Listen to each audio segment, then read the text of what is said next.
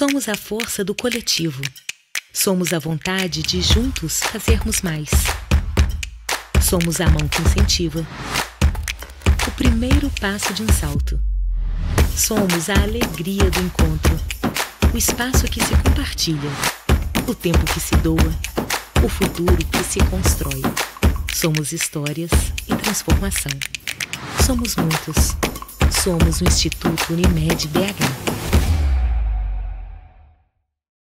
Como é bom quando a gente constrói uma relação de confiança. Há 80 anos, a cultura inglesa vem junto com os mineiros, formando cidadãos bilíngues para o mundo. Acreditamos que a educação faz parte do crescimento de uma sociedade. Por isso, no nosso aniversário, o presente é para os belo-horizontinos.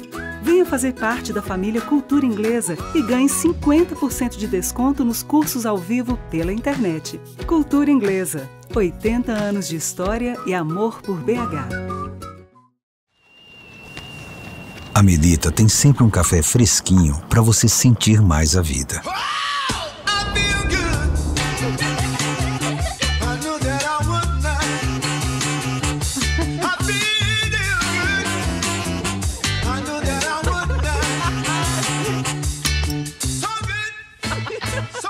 Seja qual for o seu preferido. Melita, café fresquinho para sentir mais a vida.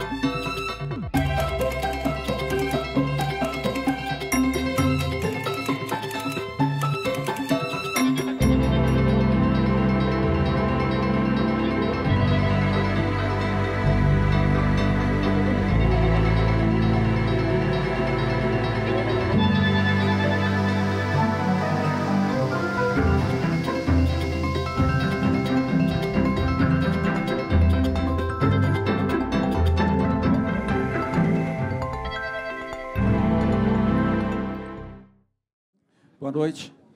Muito bom ver essa casa cheia. Bem-vindos a mais uma edição do Letra em Cena, né? Esse encontro que a gente tem aqui mensalmente para falar da beleza e da riqueza que é essa literatura em língua portuguesa e, mais especificamente, hoje, em língua brasileira. Hoje nós temos um exemplo muito forte, né, dessa potência da nossa literatura. Bom, hoje é uma honra para mim poder abrigar uma conversa, uma reflexão sobre a obra de Osman Lins, um autor fundamental na literatura brasileira do século XX e continua sendo fundamental, autor de uma obra sem concessões, um escritor que alargou muito as fronteiras da narrativa, sem jamais fazer concessões ou sem jamais abrir mão também da beleza da linguagem. São livros, antes de tudo, muito bonitos, né? Uma literatura muito com uma força poética muito grande, um escritor fabular, de imaginação, de uma expansão enorme, e, ao mesmo tempo, um sujeito comprometido com a forma, né? A forma era muito importante para ele, é como se a estética fosse um primado da ética, assim, as duas andando juntas, porque é um escritor realmente muito coerente, muito ético, teve um projeto literário ao qual ele se dedicou a vida toda. Então, é uma alegria a gente poder falar desse homem, né, que deixou contos, romances, peças de teatro. Quem nunca leu, talvez já tenha visto Lisbela e o Prisioneiro, que é uma adaptação de uma peça de teatro dele. Autor de, pelo menos, alguns clássicos, né, para mim, né? Eu acho a Valovara um baita clássico, um livro que você não encontra mais. Isso é uma coisa incrível, porque é um autor que não está nas livrarias, tem pouquíssimos livros. A Quixote está ali fora, com 3 livros dele: Fiel e a Pedra, Rainha dos Cárceres da Grécia e mais um, Lisbela. Então, tem 3 livros ali do Osman. Aproveitem, porque são os 3. Né? Esse que eu acho magnífico, 9 Novena, um livro de contos extraordinário. Espero que o Hugo fale disso aqui hoje. É um livro excepcional. E o Avalovara, que é o clássico dos clássicos, né? Que o Antônio Cândido incensou, quer dizer, vários estudiosos. Acho que ele hoje é mais estudado na academia do que lido, infelizmente, porque os livros não estão circulando. Mas a gente tem alguém aqui hoje que vai poder falar com muita propriedade.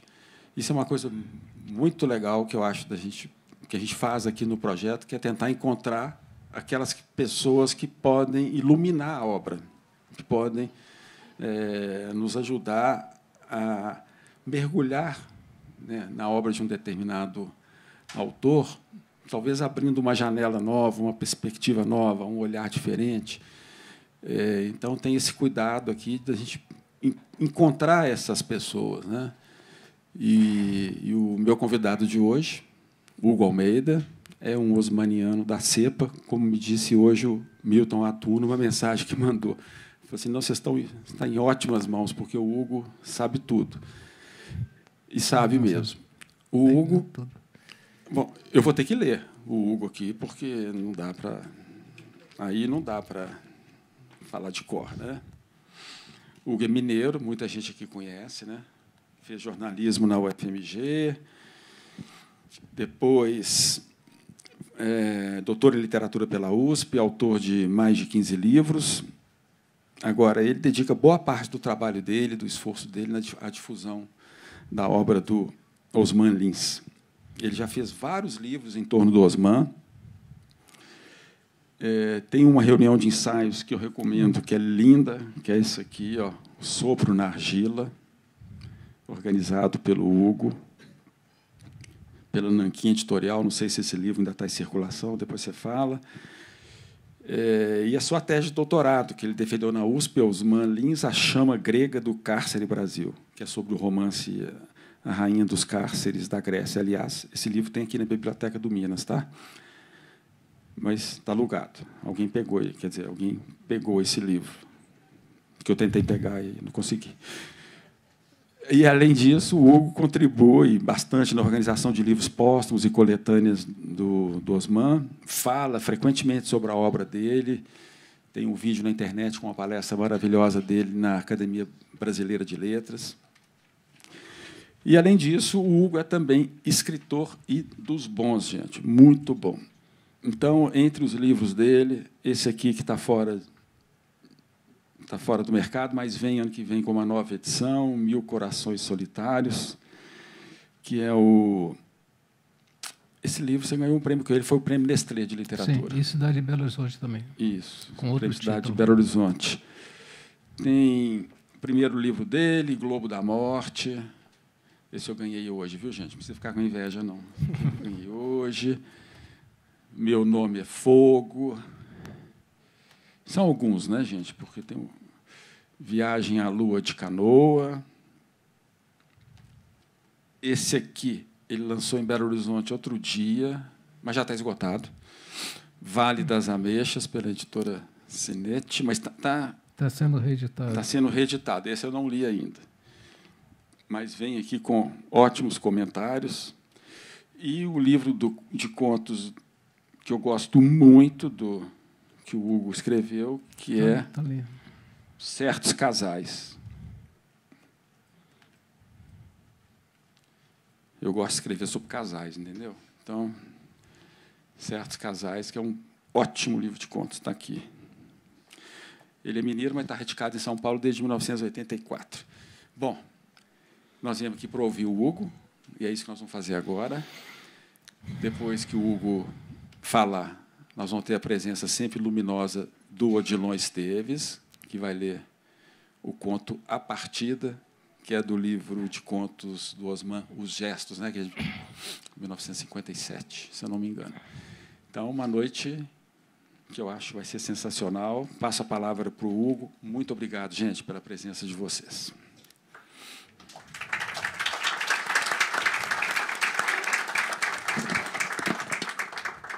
Obrigado, Eduardo, pelas palavras generosas. Boa noite a todos, especialmente a todas, que são maioria, o que é muito bom. E é uma honra, uma alegria estar aqui. E eu espero dar conta do recado, porque a responsabilidade é grande. Eu vou contar com a ajuda da Sâmia para mostrar umas capas de livros e alguns textos. Em primeiro lugar, Sâmia, por favor, ponha aquela primeira foto do Osmanins. Essa é a foto clássica dele na época da Valovara. Bom, antes de começar, eu gostaria de ler um poema de um amigo, Ronaldo Costa Fernandes, um grande escritor. O poema se chama Esconderijo. A Sâmia vai apresentar aí, por favor. E eu vou ler. É o 2 aí. Bom, esconde bem tuas lágrimas, os homens desprezam os fracos. Esconde bem tua emoção, os homens respeitam os fortes. Esconde bem tua tristeza, o mundo evita os melancólicos. Esconde bem a ti mesmo, os homens não gostam de se ver. Eu espero conseguir me esconder hoje à noite aqui. Bom, o Osmanins, nós estamos comemorando o centenário de nascimento dele. Mas tem um detalhe que precisa ser lembrado, que ele viveu pouco mais da metade desses 100 anos. Ele morreu com 54 anos, muito jovem. Mas deixou uma obra excepcional que sobrevive até hoje e vai sobreviver daqui a 100 anos. Outras pessoas estarão aqui ou em outro lugar comentando a obra dele. Bom, eu vou fazer um panorama da vida e da obra dele e tentar relacionar as duas coisas. E ler um pedaço ou outro de um texto e fazer alguma interpretação ou comentário. E vou mostrar as capas dos livros e os textos. Bom, Osmanins nasceu no dia 5 de julho de 1924, numa pequena cidade de Pernambuco, Vitória de Santo Antão. Fica a cerca de uns 50 quilômetros, 40 quilômetros do Recife. E um fato que marcou a vida dele, a vida e a obra, foi que ele ficou órfão aos 16 dias. E ele sempre lembrava isso e dizia que não podia levar uma vida à toa, como um papel servido, deixar por aí. Ele queria honrar aquele legado que ele dizia, uma jovem parece que veio ao mundo só para ele nascer.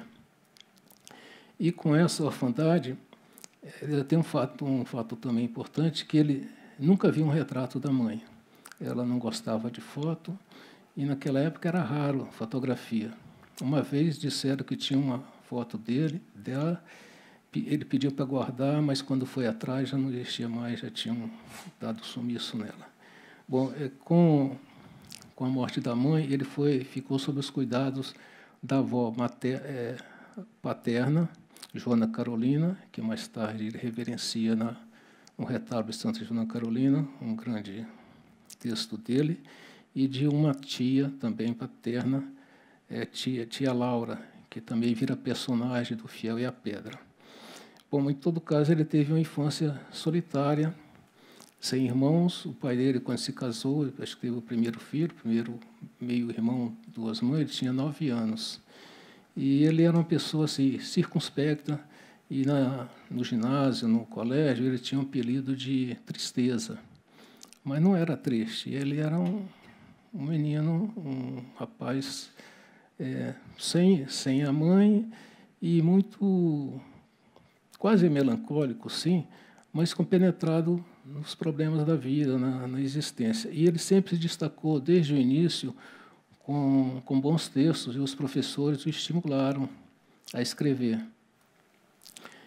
E tem esses 16, que são 16 dias que ele com os 16 dias ele ficou órfão, esse número marca também a vida dele. Várias coisas aconteceram ligadas a 16, é o número 16. Então, com 16 anos, ele foi para o Recife para estudar e trabalhar. E esse episódio, o dia que ele saiu, foi para a Cidade Grande, ele escreveu o conto que está em Os Gestos, que o Odilon vai ler, A Partida. É um conto que é uma beleza. E curioso que,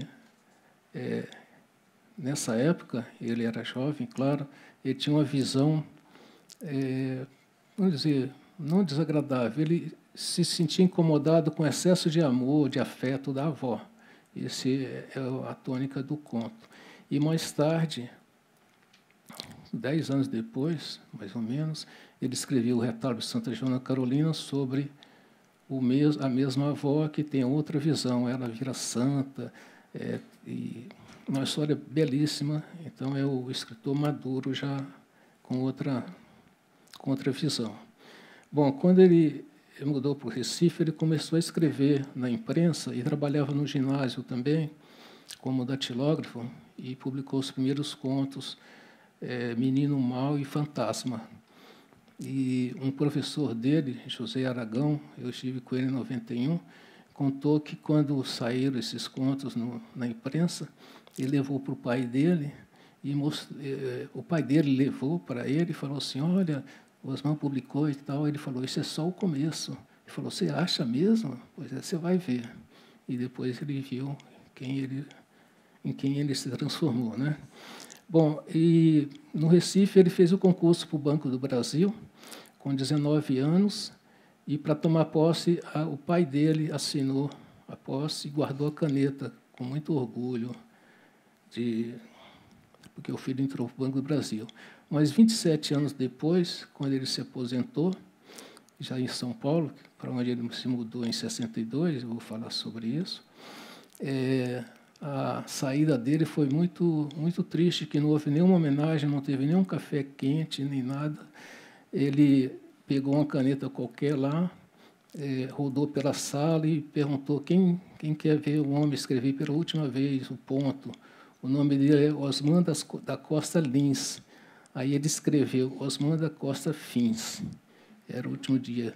Ele fez um texto sobre isso, chama-se Registro, que está num livro que eu organizei, depois eu e Rosângela Feliz dos Santos, uma osmaniana, e eu publiquei também no Jornal da Tarde. Eu trabalhava no estado de São Paulo, em 88, quando fez 10 anos que ele tinha partido, e publiquei esse texto e um panorama, uma matéria bem grande em cima do Retábulo de Santa Joana Carolina, que são 12 mistérios, e seria a vida toda, a vida dele ali. E eu conheci a Julieta, ela cedeu o texto, e o jornal, naquela época, pagava. O Jornal da Tarde era o caderno de sábado, era um caderno muito bom, de literatura e arte, e eu fiz questão de dividir com ela. O jornal pagava um valor razoável, metade foi dela e a metade foi minha, por causa desse texto. E mais tarde esse texto foi para esse livro, Quero Falar de Sonhos. Bem, e antes de publicar o primeiro livro, que foi O Visitante, o Osman escreveu um outro, levou uns 4 ou 5 anos escrevendo, e ele dizia que foi só como exercício. Ele nunca publicou, fez a primeira versão, que era Os Espelhos, e mais tarde, aliás, era Noite Profunda, e reescreveu como Os Espelhos. E ele não quis publicar, era só para... estava aprendendo a escrever, né? Mas ele não destruiu esse livro, ficou guardado, está no IEB, Instituto de Estudos Brasileiros, na USP. É um osmaniano, Éder Rodrigues, fez um trabalho de pós-doc sobre isso, comparou as duas versões e está na expectativa de publicação. É uma coisa meio polêmica, que quem vai decidir são as filhas, e Osman não queria publicar, mas também não destruiu, está aí. Como não é um grande livro, é um livro pré-inicial, antes do primeiro livro, há uma diferença grande do primeiro, que já é um belo livro, O Visitante, mas para os estudiosos talvez tenha importância. Eu disse que ele era introspectivo, ele era muito rigoroso também, com tudo, com horário, ele tinha os horários para trabalhar, para escrever, para ler, para ir para o banco, coisa assim de cada 15 minutos, meia hora, fazer a barba, tomar banho, almoçar, ir para o banco, e de noite ele ia para uma rádio, ele fez adaptações de textos clássicos, Édipo Rei, Hamlet, isso ainda no Recife. E eu tive a sorte de conhecer o Osmaninhas aqui em Belo Horizonte. Tive um contato rápido com ele. Isso porque, quando eu publiquei meu primeiro livro, Globo da Morte, em 76, 75, eu mandei, como era habitual na época, para vários escritores. E a maioria respondeu, e dele eu recebi a carta mais generosa, mais atenciosa. E eu respondi tudo, e depois, o livro saiu em dezembro de 75, a carta dele é de janeiro de 76. Aliás, eu gostaria que colocasse aí, daqui a pouco, agora não. Bom, aí eu estive com ele na Fafiche, e eu dei uma grande mancada, porque eu fazia estágio na sucursal do Jornal do Brasil, e estava acontecendo um evento literário, do qual ele ia participar. Ele ia falar sobre o retábulo de Santa Joana Carolina. Como eu ainda não tinha lido o Nove Novena, eu não fui assistir. Foi uma besteira. Mas quando eu assisti outra palestra, que nem me lembro o que era, o que eu escrevi, o jornal não publicou nada, e quando eu estava saindo, descendo, ele estava no saguão da Fafiche, rodeado de gente, conversando, dando autógrafos e tal, e eu fui no 6º andar, onde tinha um livreiro, lá na Fale, eu comprei a Valovara, levei, ele autografou, foi muito simpático comigo. Então, eu dei algumas mancadas na conversa, isso está no livro Nove Novena 90, organizado pela Sandra Nitrini, quando fez 90 anos de nascimento dos Osmaninhas. Eu fiz um texto com o título de Osmaninhas, professor de romance. E está tudo lá. Mas, apesar das bobagens que eu falei, da minha ignorância na época, ele foi muito gentil. Agora sim, Samia, por favor, mostra a carta e a dedicatória. Eu não sei se dá para ler. Bom, a carta foi muito simpática. Eu vou ler, então. Prezado Hugo de Almeida Souza, foi como eu assinei o livro, recebi o seu Globo da Morte, que agradeço. Li-o sem espírito crítico e em pouco tempo, apesar das outras leituras que fazia no momento, o que é bom sinal. Agora é a frase que me emociona sempre. O mínimo que posso dizer é que o seu livro desperta grandes esperanças e que você me parece um dos poucos autores novos em cujo futuro pode-se apostar.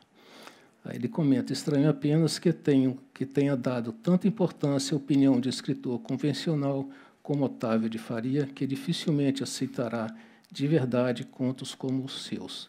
Fraternalmente, Osmaninhas.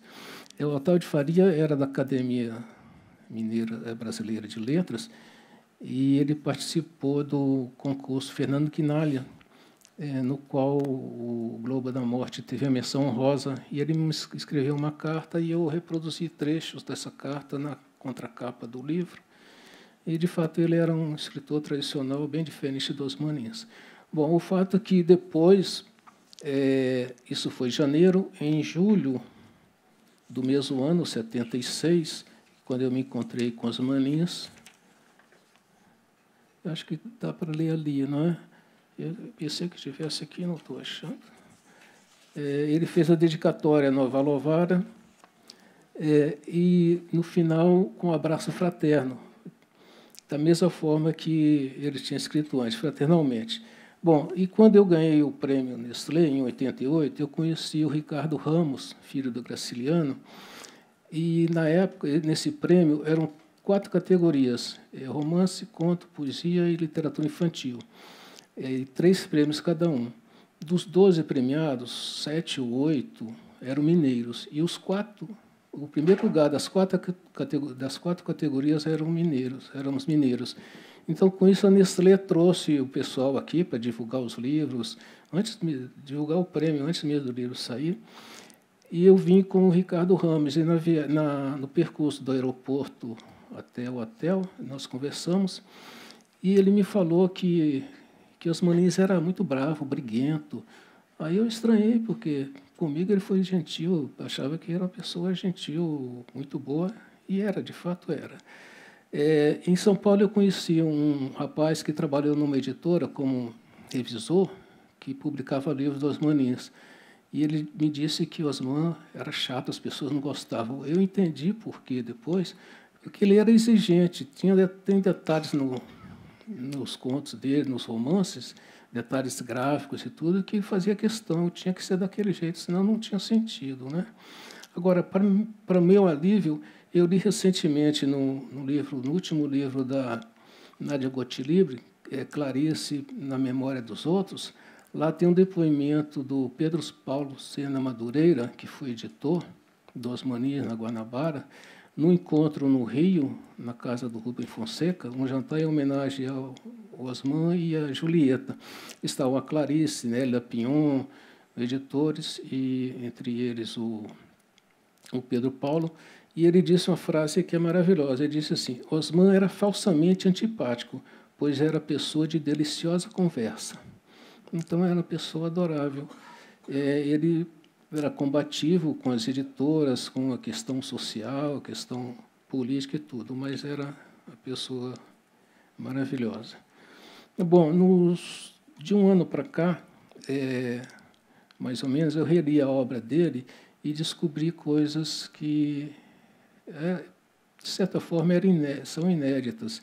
E escrevi um livro que deve sair em outubro, novembro, A Voz dos Sinos, o Sagrado, a Mulher e o Amor, na obra dele.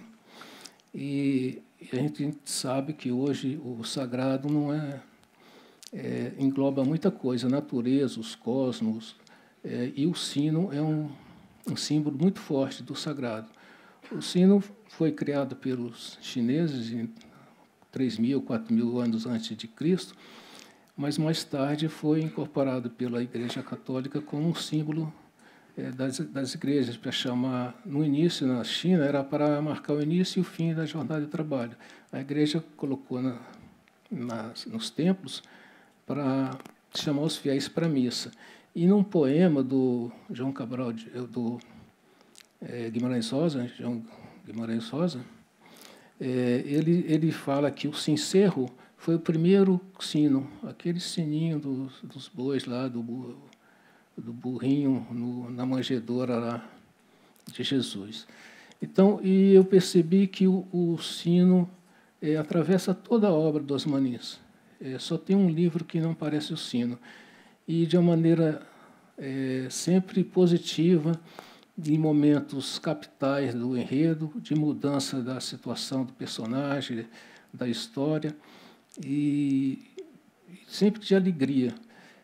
E ao contrário, por exemplo, do Sinos da Agonia, do Outrã Dourado, que, como diz o título, é só tristeza, e mostra principalmente aviso fúnebre, né? Morreu alguém, toca o sino, aquele negócio frequente em cidade interior.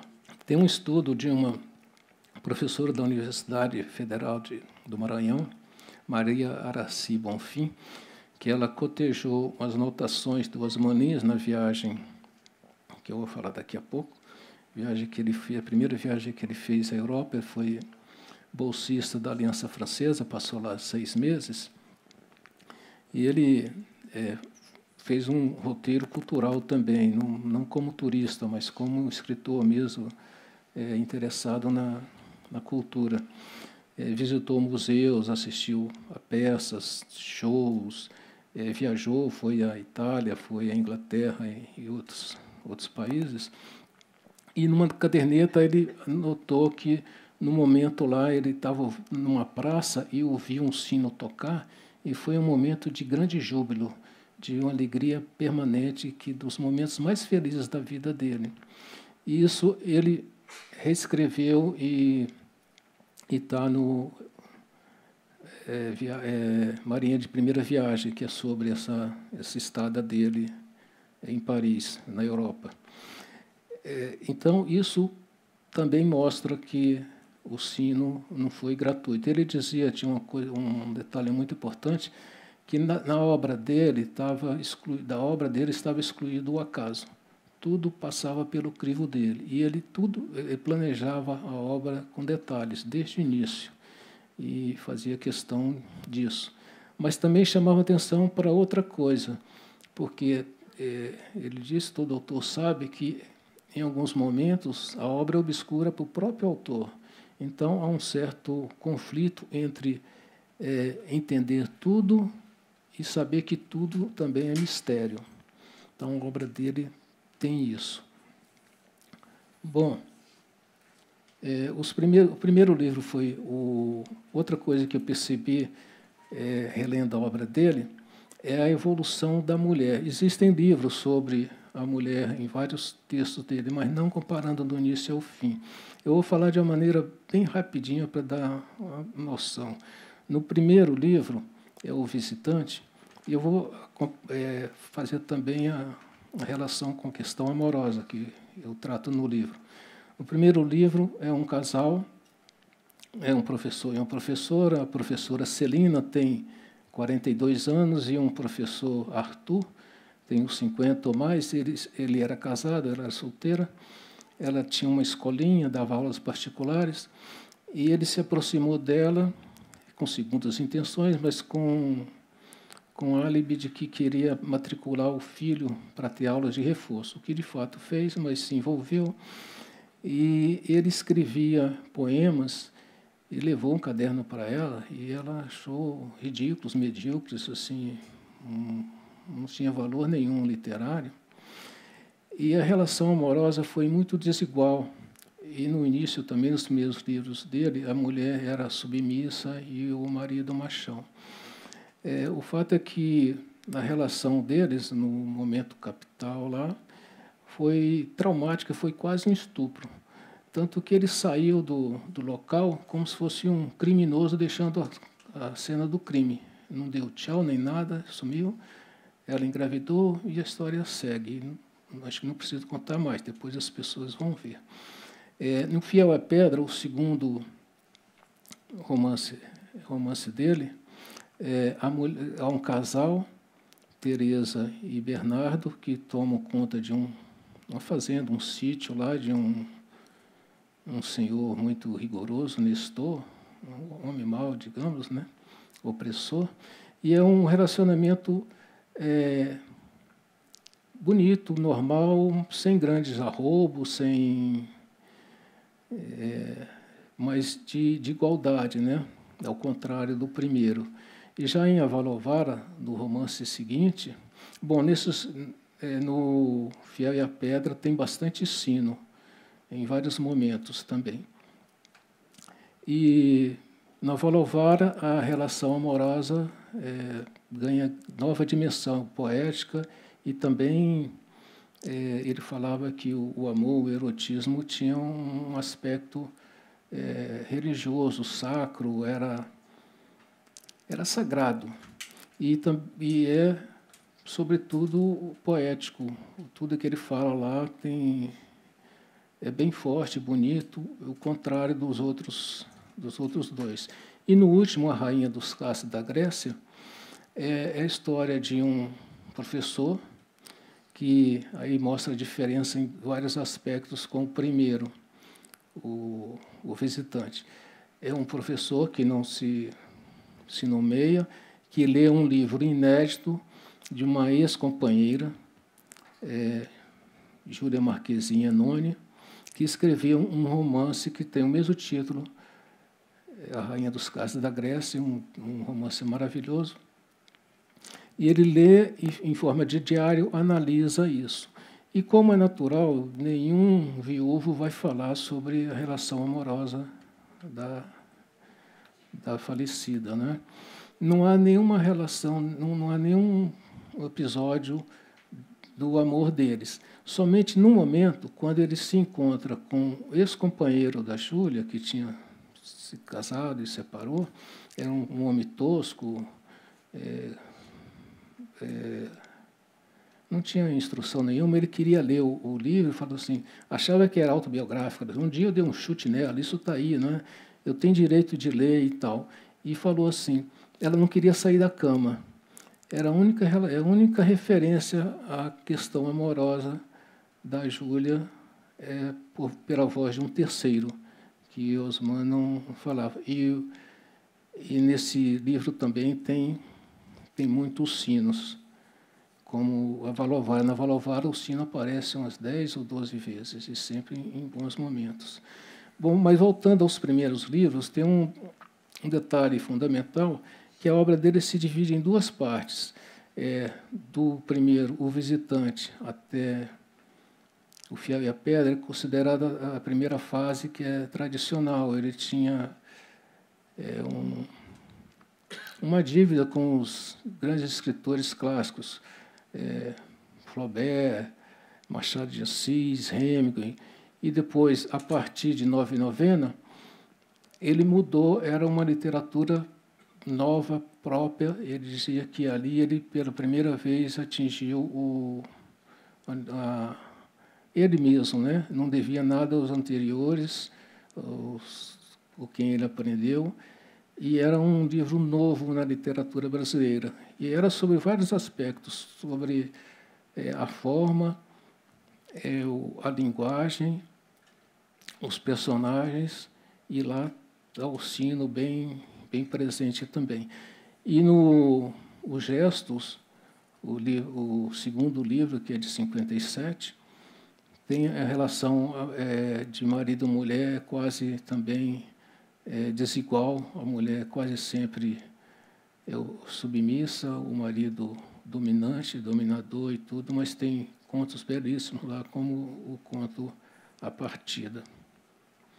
Bom, e antes de publicar o livro seguinte, do Nove e Novena, antes de publicar Valovara, ele escreveu um ensaio, Guerra Sem Testemunhas, o escritor, sua condição e a realidade social. Mas eu gostaria de mostrar e comentar um pouco sobre Nove e Novena. Saiu uma edição teatralizada em 91, se eu não me engano. Em 2016, eu organizei esse livro, Variações sobre Nove e Novena, e a capa semelhante à primeira edição de Nove e Novena. Tem vários autores, nós temos aqui um deles, o Jeter Neves, vários são mineiros, cada um pegou um conto e fez uma variação sobre ele. Tem um detalhe que eu não deixei de falar, eu vou comentar agora. O Osman, quando voltou da Europa, da primeira viagem, ele se mudou para São Paulo, em 62. Ele levou a mulher e as filhas, 3 filhas, mas durou pouco essa nova fase deles. A mulher voltou para o Recife com as filhas, ele ficou sozinho em São Paulo, estava escrevendo Nove e Novena. E lá ele conheceu a Julieta de Godoy Ladeira, que é escritora e publicitária, por intermédio do Ricardo Ramos, o filho do Graciliano. Em 64, eles se casaram, e ele sempre fazia questão de ressaltar a importância dela na obra dele. Ele chegou a dizer até que ela era a coautora dos livros dele. Mas eles conversavam muito, discutiam sobre literatura, e era uma relação muito equilibrada e feliz, não? Houve uma edição teatralizada feita pela Maria José de Carvalho, e o prefácio é da Julieta, e ela reproduziu a dedicatória que ele fez no Nove e Novena, no dia do aniversário dele. Eu vou ler aqui, porque aí não deve dar para entender esse quadrinho manuscrito. Para Julieta, minha esposa, amiga e companheira, 9 vezes 9 querida, esse primeiro exemplar de Nove e Novena, para o qual tanto contribuiu. eternamente Osmanins, 5/7/66, às 10 horas da noite, após o jantar do meu 42º aniversário. Então, e mais tarde ele dedica a Valovara a ela também. Bom, esse livro, aí a edição teatralizada, e tem uma coisas, eu vou comentar um pouco de alguns mistérios, como eu falei antes, são 12 mistérios. Esse mistério é um casal de jovens que está fugindo, o pai da moça não aceita o casamento, e a Joana Carolina acolhe o casal e convence o pai a aceitar o casamento. E ela disse que estava fazendo aquilo porque ela também tinha amado, eu também amei. E no próximo aí, por favor, décimo, né? Só para entender, é porque os mistérios são narrações são depoimentos sobre a Joana. São, não é isso? Cada um vai a história. compondo. Eu deixei de falar. O Retábulo de Santa Joana Carolina é a história de uma professora primária, que seria a avó dele, uma professora rural. E não só isso, ele falava, e era verdade, era a vida dela, cotidiana, dura, difícil, mas projetada contra as constelações. Tinha um zodíaco, isso está tudo lá, é uma coisa maravilhosa. Esse 10º mistério aí, tem uma criança, tá bom. Nessa criança é o seguinte, é uma casa que ela frequentava, no campo rural, e tinha um menino que tinha problemas de locomoção. Aí ela cerrou, ele dormia na cama ali, encostado na parede, ela cerrou os pés da cama para ficar mais baixo e o menino poder entrar e sair da cama com mais facilidade. Mas depois disso, alguém, um bandido qualquer lá, deu tiros contra essa casa. E numa altura que, graças ao novo tamanho do pé, que não alcançou o menino. Então, o narrador diz que foi um milagre da Joana, salvou a criança e também salvou o assassino que deixou de cometer o crime, né? Então, são salvou 2 pessoas. E o próximo é o 12º, o mistério final. É o enterro da Joana Carolina. Esse pessoal, esse povo que acompanha aí, tem nome de plantas, árvores, flores e tudo. É uma coisa muito bonita. E a Julieta contava que, quando Osmani estava doente, já em estado pré-terminal, ele pedia para ela ler o retábulo de Santa Joana Carolina, e quando estava chegando no fim do 11º mistério, ela estava preocupada, com medo de ter que ler aquele do enterro dela. Aí ele levantava a mão e falava, este não. Era um alívio para ela que não precisava de ler. E muita gente, como a Leila Perrone Moisés, considera o retábulo de Joana Carolina a grande obra-prima dele. É maravilhoso. Quem não leu, vale a pena. Essa edição aí é possível encontrar.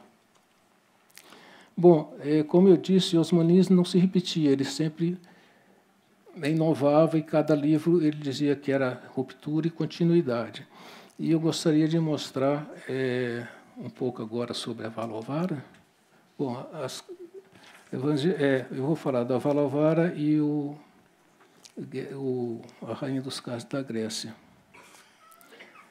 Bom, a Valovara é construído em cima de tem uma estrutura que é um quadrado mágico, um quadrado e uma espiral, e está dentro deles um palíndromo latino, Arepo Sato Tenet Operas Rotas, que significa: o Criador mantém a charrua no sul, cuidadosamente. O lavrador mantém cuidadosamente a charrua nos sulcos. É o que Osmanis faz no romance. E José Paulo Paes, tradutor, poeta, foi amigo dos Osmanis e crítico literário, ele fez uma outra tradução. O Criador mantém cuidadosamente o mundo em sua órbita. E o livro, esse romance, é tão arquitetado que Osmanis, ele ele tem uma progressão de linhas. No primeiro capítulo tem 10 linhas, depois 15, 20, e vai crescendo sucessivamente até, no final, perde o controle. Ele fala que era a vitória da ficção, da imaginação sobre o real.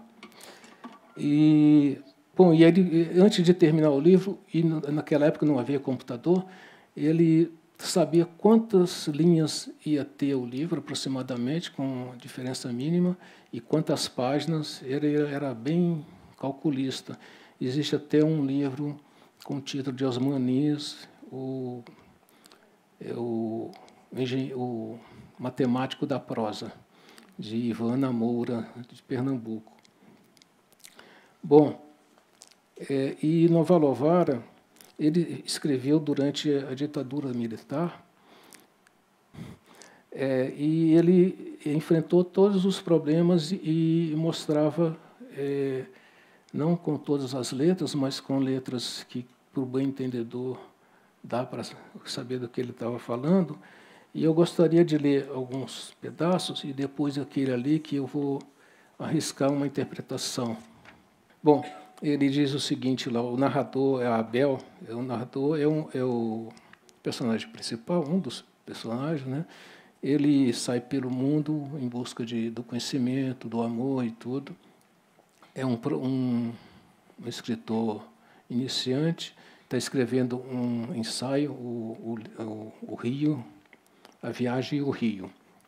Mas lá para as tantas ele diz o seguinte: preciso ainda saber se na verdade existe a indiferença, se não é, e só isto, um disfarce da cumplicidade. Procuro as respostas dentro da noite e é como se estivesse nos intestinos de um cão. Ouço, a indiferença reflete um acordo tácito e dúbio com os excrementos. Não serei indiferente.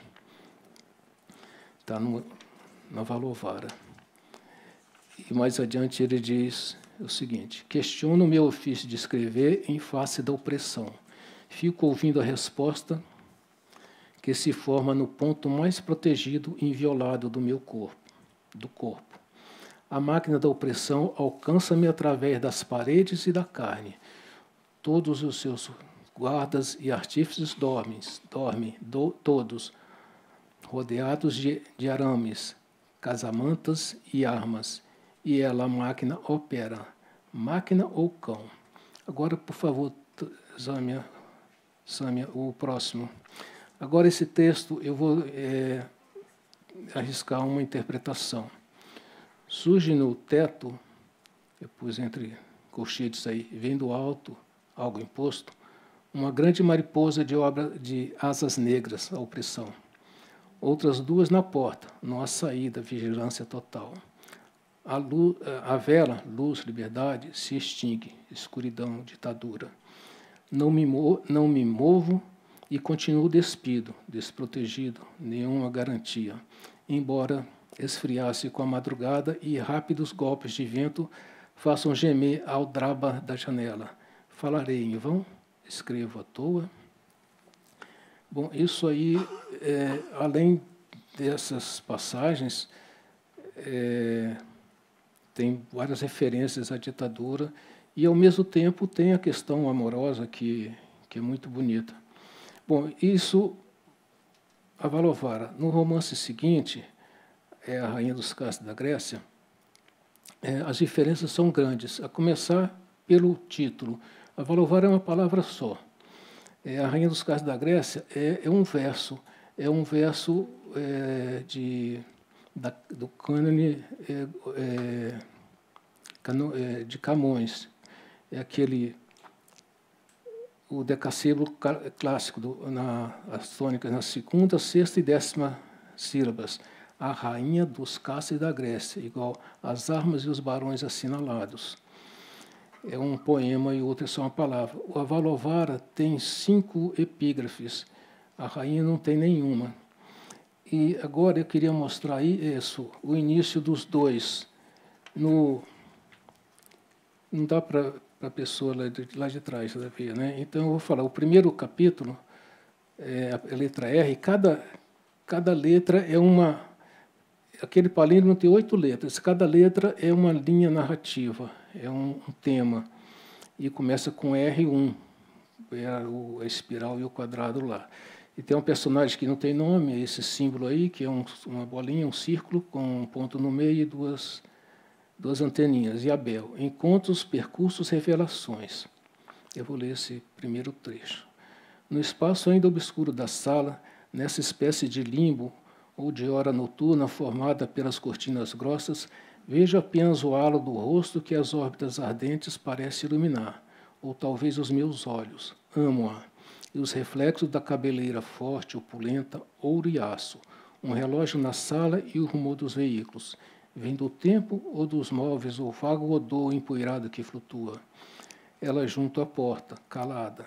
Os aerólitos, apagados em sua peregrinação, brilham ao trespassarem o ar da terra. Assim, aos poucos, perdemos, ela e eu, a opacidade.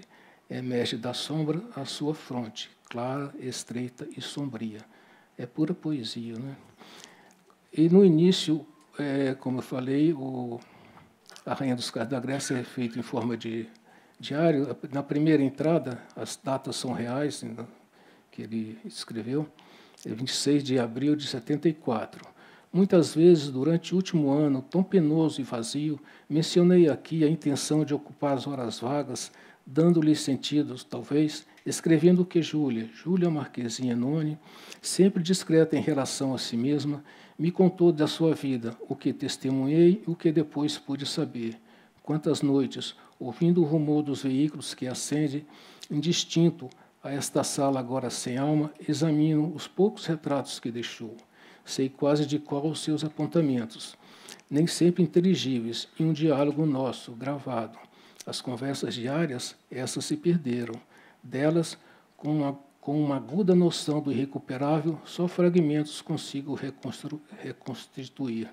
Sim, muito eu teria a dizer quanto ao seu modo negligente e desamparado de ser, através do qual parecia indicar que se sabia frágil e que, por essa razão mesma, não se resguardava. Hesito, limitando-me a esboçar, sem plano, algum breve comentário a propósito de nossa convivência. Nos últimos dias, entretanto, uma ideia vaga e que não quero ainda registrar, começa a sondar-me. Essa ideia é analisar o livro que ela escreveu. Bom, a diferença básica aí é que no Avalovara a personagem está sendo criada, ela não existe ainda. E já na Rainha a personagem existe, tem nome, sobrenome e já morreu. Então é uma coisa completamente diferente. E tem uma frase que já ficou muito repetitiva, pelo menos entre os osmanianos, mas é bom, principalmente numa plateia que talvez muita gente ainda não conheça a obra dele. O Julio Cortázar, o grande escritor argentino, Osman conheceu, ele leu Avalovara e ele disse que se ele tivesse escrito Avalovara, não teria por que escrever durante 20 anos. Mas Osmanis, 3 anos depois do Avalovara, publicou A Rainha dos Cais da Grécia. É um grande livro, tão bom quanto Avalovara, na minha opinião. É diferente, mas se fala até uma coisa curiosa, que o Avalovara é um livro sobre a construção de um romance, e a Rainha é a leitura de um romance, porque ele interpreta o romance. É uma coisa maravilhosa, porque ele interpreta um romance que não existe, ele cria um romance imaginário para analisar. Isso é maravilhoso. E isso foi em 76, e os últimos anos dele, os 2 últimos, foram bem produtivos. Em 77, ele publicou Lima Barreto e o Espaço Romanesco, que foi a tese de doutorado dele. É uma viagem um livro que ele fez a 4 mãos com a Julieta. La Paz Existe, uma viagem que eles fizeram à Bolívia, em que deu tudo errado. É um livro maravilhoso. E ele, como era uma pessoa que não perdia tempo, ele tinha feito uma cirurgia e teve problemas com anestesia. Ele ficou um tempo de cama. Aí ele mandou fazer uma mesa que atravessava a cama, ele punha a máquina ali e escrevia. E ele escrevia uma parte, a Julieta escrevia outra, às vezes ele não lembrava, e é um livro também original na obra dele, porque não foi planejado. Eles não fizeram anotação nenhuma. Quando chegou de viagem, falou, vamos fazer um livro sobre isso. E fizeram. Então, ele escrevia assim, não me lembro se foi antes ou depois. Aí depois a Julieta fala, foi antes, não sei o quê. Então, é uma coisa muito bonita, um diálogo dos dois. E ele publicou também uma homenagem a Machado de Assis, a variações de Missa do Galo, com textos dele, da Julieta, da Nélida Pion, Antônio Calado, Outran Dourado. Eu acho que foram esses. Talvez eu tenha esquecido de um. Está aí. Os dois estão aí. E ele publicou também um livro infantil, O Diabo na Noite de Natal, que ele escreveu porque as filhas dele pediram. É uma história engraçada, tem um diabo medroso lá, de voz fina. É uma coisa muito legal. E Osmanis tinha uns detalhes curiosos de rigor com o trabalho, com tudo. Quando ele, só voltando um pouco no tempo, quando ele passou a dar aula, depois que se aposentou do Banco do Brasil, dar aula de literatura em Marília, na Faculdade de Marília, que hoje é Unesp, Universidade Estadual Paulista. Ele fazia viagem à noite e, para ganhar tempo, uma viagem de 5 ou 6 horas, ele levava uma lanterninha dessas de mineiro, de mineração, punha na testa para ler, para não incomodar os passageiros. E um amigo meu disse que leu isso em algum lugar, que uma vez ele levantou e assustou as pessoas, não desligou aquela lanterna, e achava que era uma coisa fantasmagórica e tudo. É muito legal.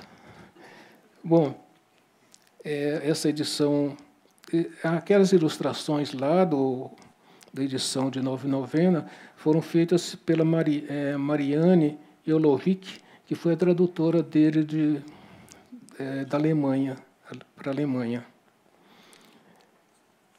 Bom, e quando Osmanis estava doente, participou da equipe médica lá, o Drauzio Varela, que na época tinha 35 anos. E o Osman foi velado na Biblioteca Mário de Andrade e enterrado no cemitério do Araçá. Este ano vai sair uma reedição do Guerra Sem Testemunhas. E ele escrevia, pouco antes de morrer, A Cabeça Levada em Triunfo, um novo romance que ficou inacabado. Mas antes dele, ele chegou a escrever uma novela, Domingo de Páscoa, que saiu... por favor, Sammy, coloca Domingo de Páscoa aí. Saiu na revista Status em 77 e foi publicado em livro pela Universidade Federal de Santa Catarina, organização da Ana Luísa Andrade, edição trilingue, português, inglês e espanhol. E esse ano vai sair um livro de correspondência dele com Hermílio Borba Filho, que é professor de teatro dele, no Recife. E eles, quando Osman mudou para São Paulo, eles trocaram uma correspondência muito intensa. A Julieta já deixou os originais todos em ordem, mas um professor, um estudioso do Osmanis, Éder Rodrigues, lá da USP, fez um pós-doc sobre isso e anotou tudo, fez notas de pé de página, um trabalho muito minucioso, e vai sair agora pelo Citec. Já tem a capa aí. Bom, eu gostaria de mostrar uma sequência de livros sobre ele. Aí você pode colocar um pouquinho.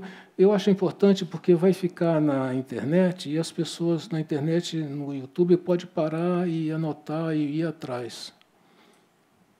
Pode ir passando a sequência. Esse é um livro da Sandra Nitrini, 2 livros dela, uma grande estudiosa dele, das primeiras. 2 livros sobre O Fiel e a Pedra. Esse da esquerda aí, eu tive a honra de fazer o prefácio. esse eu organizei, um outro de uma professora de Pernambuco, Ermelinda Ferreira, nos 85 anos dele, e o outro foi 80 anos. Hugo, por que o sopro na argila? Ele falava muito disso, que a criação era o sopro na argila, era o início da vida, né? O escritor dava vida à argila, o sopro criador. 2 livros sobre ele, os 2 organizados pela Ermelinda Ferreira, de Pernambuco. Aí, aquele que eu falei, o Engenheiro da Prosa, e esse outro livro, Marinheiros de Primeira Leitura, é de estudantes de graduação de iniciação científica da USP. Fizeram uns artigos, uns ensaios muito interessantes sobre, principalmente, contos dos gestos, e tem de outros, tem também sobre a Valovara. Também livros sobre Osman, organizados pela Elizabeth Azim, da UNB, mas mora no Recife. Ela coordena um grupo muito produtivo e criativo sobre a obra do Osmani, já publicou vários livros, talvez uns 10, e promove debates, encontros na internet sobre a obra dele. Esse é um livro da Julieta, sobre o ato de criar, e tem um capítulo sobre Osmanias, e esse outro é do Lauro de Oliveira, um amigo do Osmanias, uma das pessoas a quem Osmanias dedica uma narrativa de 9/90, Perdidos e Achados. Esse 9/90, que tem aquele texto que eu falei, o professor de romance. Esse outro 9/90 foi organizado pela Sandra, o outro, Elizabeth e o grupo dela, sobre 9/90 também. Vocês formam uma confraria, né? Olha, o Osmani está sendo estudado do Brasil inteiro, desde o Rio Grande do Sul até o Pará, passando por Minas, Santa Catarina, Rio Grande do Sul, Santa Catarina, Paraná, Goiás, o Nordeste todo. Ele está sendo bastante estudado. Isso aí sobre teatro, a Teresa Dias fez um mestrado sobre o teatro dele, e o outro também é organizado pela Elizabeth Azim. A Garganta das Coisas é da Regina Dalgaustanier, da UNB, e o outro é o Harley Dauzani, da Universidade Federal do Pará, sobre a Valovara. Desse livro também eu fiz o prefácio. 2 livros sobre a Valovara, palindromia, e outro, Quem Sou, sobre principalmente a Rainha dos Casos da Grécia. Bom, e eu gostaria de terminar com uns versos do poema A Estrada, do Ronaldo Costa Fernandes, o mesmo autor daquele poema do início. É uma coisa curta. A vida é lenta, a alegria veloz, e a indiferença um ponto morto. Viva os Osmanias!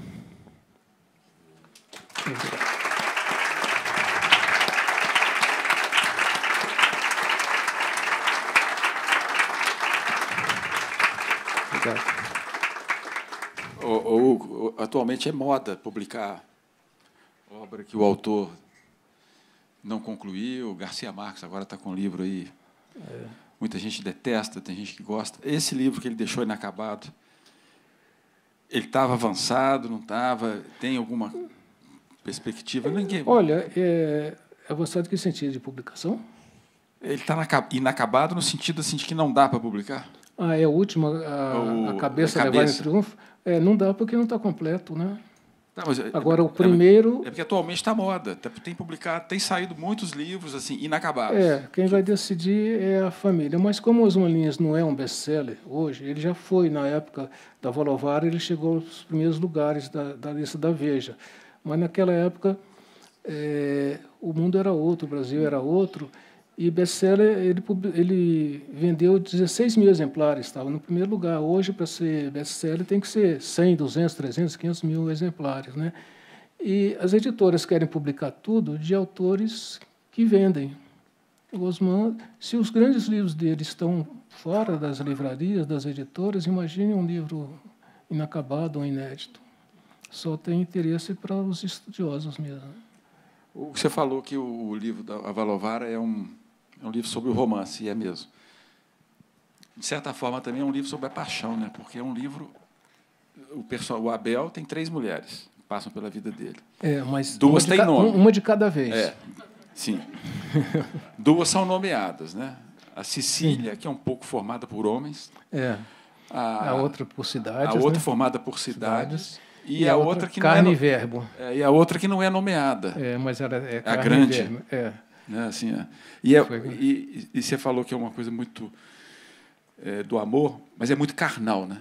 Sim, mas um carnal sagrado também, não é um carnal profano. Ele fazia questão de dizer isso. Uhum. Que o ato amoroso é uma relação também sagrada. Eu não vou falar detalhes, até porque esse programa tem censura livre, né? É para todos, para todas as idades. Então, as pessoas que leiam e vão entender, vão ver. Aliás, teve uma coisa curiosa, a Julieta me contou que uma vez uma tradutora, acho que uma tradutora, não estava querendo traduzir aquelas partes muito picantes, muito eróticas. Aí ele argumentou que no Brasil, naquela época, na ditadura, o corpo estava sendo massacrado, estava sendo morto nos calabouços da ditadura. Então ele queria enaltecer o valor, a importância do corpo humano, do prazer, da vida, né? Que estava sendo morta. Você acha que ele é um autor difícil? Não, tem uma coisa curiosa. Eu tentei ler Avalovara de cara, aí eu não conseguia. Depois eu descobri que eu tinha que acompanhar a obra dele desde o início. Gente, não desista, hein? Tá vendo? O próprio... Sim. Aí eu li O Visitante, Os Gestos, O Fiel e a Pedra, Nove Novena, e chegou na Avalovara. Quando chegou na Avalovara foi uma maravilha. Aí dava para pegar tudo. Mas quem tem muita experiência de leitura, que não acha dificuldade, o texto não é difícil. A arquitetura dele que é inusitada. Mas o texto é sempre simples e bonito, poético. A pessoa, se quiser, pode começar com Nove Novena. Que já é um bom exercício, né? Já é um bom... Mas eu sugiro ler tudo na hora. Agora, ele sobre Avalovara, ele fala assim que... Até guardei isso aqui. Eu diria que a estrutura de Avalovara é como uma jaula dentro da qual se movem animais selvagens. Inquietude, angústia, desespero, tudo que faz parte da nossa condição. Gostaria que o leitor soubesse disso. E ele fala que não há nada obscuro em Avalovara. É como se eu tentasse transmitir com a maior exatidão possível um sonho ou vários sonhos. Bom, difícil, né, gente? Eu acho que é isso. É um livro maravilhoso e talvez a gente tenha que se ater menos a tentar entender o enredo, pelo menos de cara, e mais se deixar levar pelas descrições, pela linguagem, pela linguagem, né? Realmente E a Avalovara é um pássaro. Deus, é um pássaro, mas é um deus hindu e que é o deus da compaixão. E já a Rainha dos Carros da Grécia não tem compaixão nenhuma, é outra mudança a diferença entre os dois. No Avalovara também tem muita música erudita, música clássica. E na Rainha é a música popular, samba, carnaval, é outra coisa. Então ele sempre mudava, inovava. Agora, uma coisa que eu acho interessante é o seguinte: é um autor, vocês viram pelos trechos, né, com tanta poesia na palavra dele, na escrita, mas ele não é um autor de citação. Ele não é você não abre a internet, igualzinho você encontra a frase do Guimarães Rosa de montão, assim, Clarice também. Você não encontra os Manlins. Mas tem muito site, muito depoimento de leitores no YouTube, maravilhados com... Não, é maravilhoso. Com os livros dele. Não, é maravilhoso, mas não tem aquela... Ele não faz aquela frase para ser a frase. Entendeu? Ele compõe um texto que inteiramente ele é bonito. Tem coisas maravilhosas. Entendeu? Se ele é um parágrafo, é maravilhoso, mas você não tem aquela frase que a pessoa recorta e coloca lá e põe assim. Mas não é? Viver tenho... é perigoso. Não tem negócio desse. Você não vai encontrar me nele. presta aqui o meu romance, por favor. Eu tenho uma epígrafe dele. Aliás, o livro é dedicado... Não, o romance, lá embaixo. Romance. Frases boas para epígrafe, ele tem bastante. Tem aqui uma do Nove Novena, do Pentágono de Ram. Atravesso o mundo e suas alegrias, procuro o amor, aguça com astúcia a gana de criar. Mas não é uma frase. Não é a frase para fazer a sua vida ficar melhor. Não é. Mas eu prefiro as coisas assim do que essas frases bombásticas. E as histórias, né? Essa Pentágono é a história da elefanta, né? Elefanta que circula com um circo pelas cidades. É maravilhoso. Bom, gente. Vamos ouvir agora. É a grande sobremesa, é o Odilon com.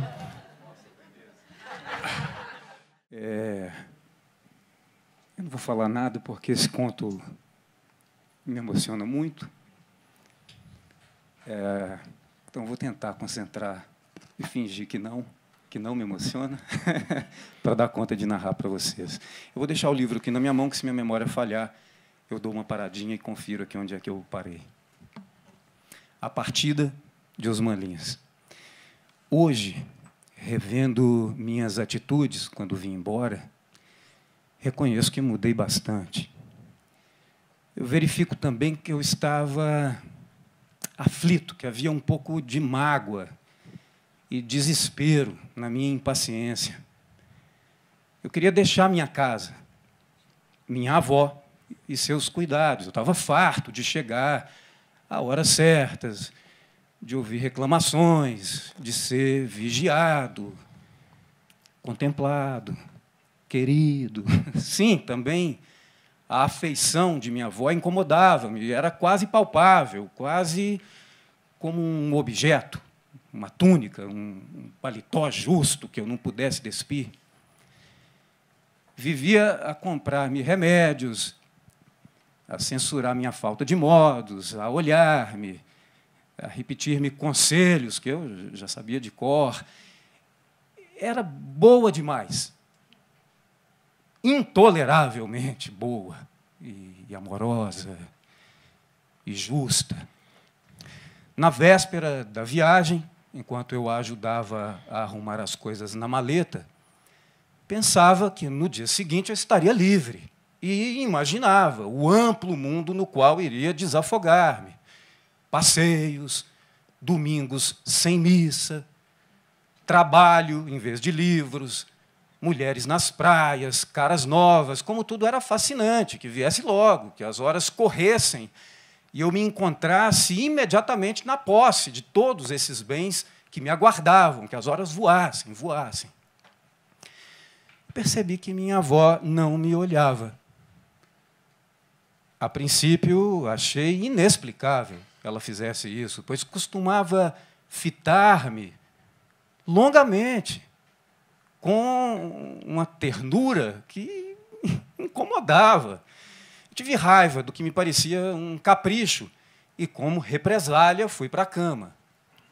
Deixei a luz acesa, sentia não sei que prazer em contar as vigas do teto, em olhar para a lâmpada, desejava que nenhuma dessas coisas me afetasse e irritava-me por começar a entender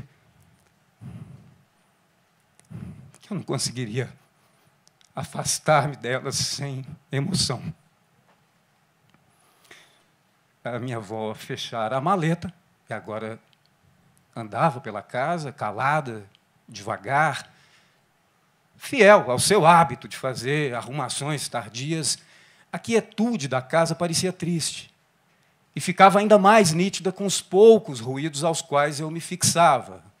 O manso arrastar de chinelos, um cuidadoso abrir e lento fechar de gavetas, o tic-tac do relógio, um tilintar de talheres, de xícaras.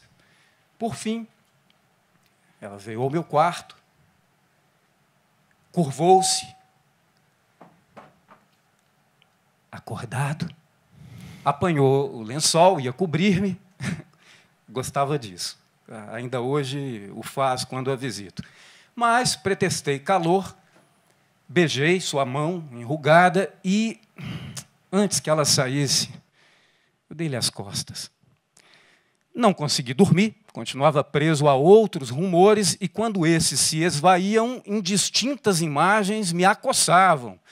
Edifícios imensos, opressivos, barulhos de trens, luzes, tudo a afligir-me, persistente, desagradável, imagens de febre. Sentei na cama, as têmporas batendo, o coração inchado, retendo uma alegria dolorosa, que mais parecia um anúncio de morte. As horas passavam, cantavam os grilos, minha avó tossia e voltava-se no leito, as molas duras rangiam ao peso do seu corpo. A tosse passou. Emudeceram as molas, ficaram apenas os grilos e os relógios. Deitei-me. Passava da meia-noite, quando a velha cama gemeu. Minha avó se levantava. De leve, abriu a porta do seu quarto, sempre de leve, entrou no meu, veio chegando e ficou de pé junto a mim. Com que finalidade? Perguntava eu. Cobrir-me ainda? Ouvia, então, soluçar. E quase fui sacudido por um acesso de raiva. Ela estava olhando para mim e chorando, como se eu fosse um cadáver, pensei. Mas em nada eu me parecia com um morto, senão no estar deitado. Eu estava vivo, muito vivo, não ia morrer. Sentia-me a ponto de gritar. Que me deixasse em paz e fosse chorar longe, na sala, na cozinha, no quintal, mas longe de mim, eu não estava morto. Por fim, ela beijou-me na fronte e se afastou, abafando os soluços. Crispei as mãos na grade de ferro da cama, sobre as quais apoiei a testa, ardente, e adormeci. Acordei pela madrugada, a princípio com tranquilidade, e logo com obstinação. Quis novamente dormir, inútil, o sono esgotara-se. Com precaução, acendi um fósforo, passava das 3, restavam-me, portanto, menos de 2 horas, pois o trem chegaria às 5. Veio-me, então, o desejo de não passar nenhuma hora mais naquela casa. Parti, sem dizer nada, deixar, quanto antes, minhas cadeias de disciplina e de amor. Com receio de fazer barulho, dirigi-me à cozinha. Lavei o rosto, os dentes, penteei-me e, voltando ao meu quarto, vesti-me. Sentei um instante, calcei os sapatos, sentei um instante à beira da cama, minha avó continuava dormindo. Devia fugir ou falar com ela.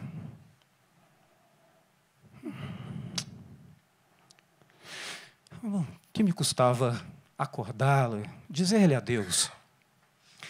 Ela estava encolhida, pequenina, envolta numa coberta escura. Toquei-lhe no ombro, ela se moveu, descobriu-se, quis levantar-se, eu procurei detê-la, não era preciso, eu tomaria um café na estação, esquecera de falar com um colega, e se fosse esperar, talvez não houvesse mais tempo. Ainda assim, levantou-se. Ralhava comigo por não tê-la acordado antes. Acusava-se de ter dormido muito. Tentava sorrir. Não sei por que motivo, retardei um pouco a partida. Andei, cabisbaixo pela casa, à procura de objetos imaginários, enquanto ela me seguia, envolta, abrigada na sua coberta. Eu sabia que ela desejava beijar-me, prender-se a mim. E a simples ideia desses gestos estremeci. Como seria se, na hora do adeus, ela chorasse? Por fim, beijei sua mão, bati-lhe de leve na cabeça. Eu creio mesmo que lhe surpreendi. Um gesto de aproximação, talvez na esperança de um abraço final. Esquivei-me e apanhei a maleta. E, ao fazê-lo,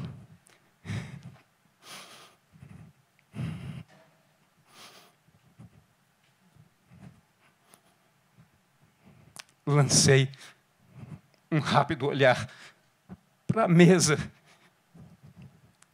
cuidadosamente posta para dois, com a humilde louça dos grandes dias e a velha toalha branca bordada que só se usava nos nossos aniversários. Osman Lins.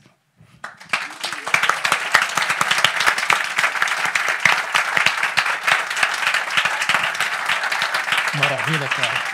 Obrigado.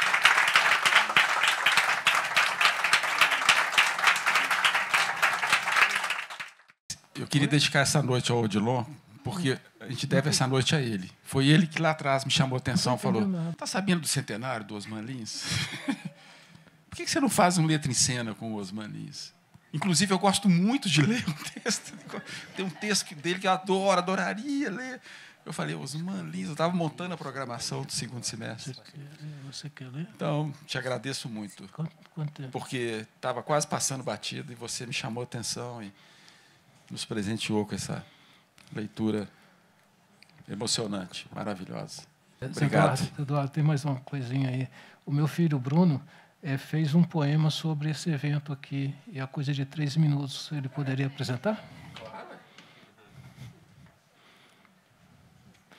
Nuno Arcanjo é o nome artístico dele. Então, já fui apresentado, né? Nuno Arcanjo Almeida, e eu acabei de tecer um poema que eu queria compartilhar com vocês. Hoje, nossa letra em cena, para seus devidos fins, nos revelou segredos do raríssimo Osman Lins.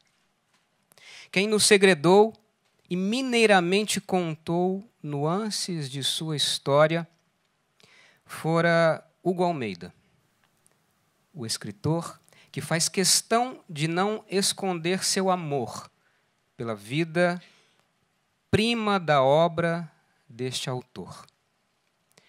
Órfão aos 16 dias, Osman não conhece a mãe nem por fotografia, o que lhe confere, desde nascido, certa tristeza-beleza à sua biografia.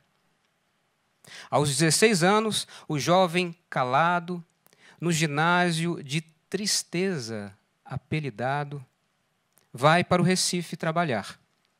Aos 19, entra para o Banco do Brasil com posse assinada pelo pai. Guarda a caneta como amuleto de seu sacro ofício. Talvez a mesma caneta da carta escrita a Hugo após a leitura de seu Globo da Morte. Meu jovem, sinto-me com sorte ao ler seus contos com um espírito livre e desarmado. Tu és dos poucos escritores em cujo futuro acredito com esperança. Palavras não tão exatas deste teu filho poeta, mas cujo registro também me afeta. E honra de saber e ver que tanto tempo e 15 livros depois, aqui estamos, nós dois, artesãos da palavra, lavrando nossa vocação, assim como o amigo Odilon. Esteves como sempre, simples, inteiro, ator mineiro, cheio de amor à vida. Sua leitura da partida, cheia de emoção e maestria, nos tocou profundo. E fez soar aquele sino constante, contínuo, desta obra que nunca terá fins. Hoje, a letra em cena nos fez degustar e desejar o eterno Osman Lins.